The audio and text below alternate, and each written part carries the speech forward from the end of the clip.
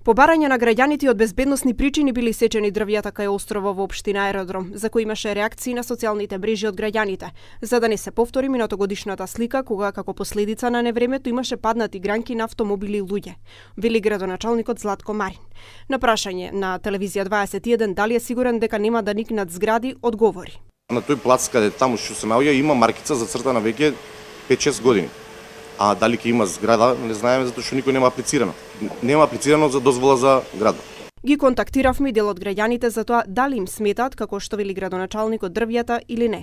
Проектот Стоп на бетонирањето беше фарса која не успеа. Значи стоп на бетонирањето значи да се пресече, без разлика дали од 2012 дупот бил ваков или таков. Овде, како што знам, ќе се прави зграда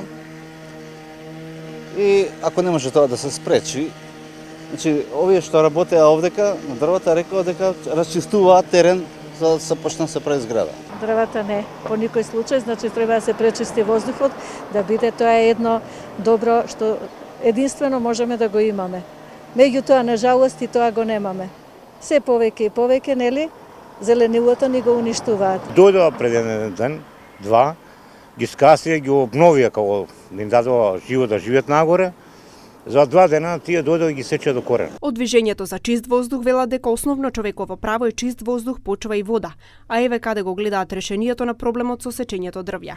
Само кратко, жив зид од граѓаните, затоа што апелираме со години дека за прочистување на воздухот е неопходно да останат дрвјата и парковите.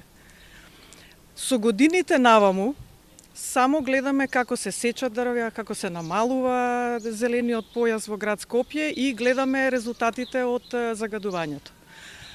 Меѓутоа, бидејќи немаме правна држава, значи само со жив зид граѓаните можат да сметаат дека ќе ги спасиме она што ќе преостане.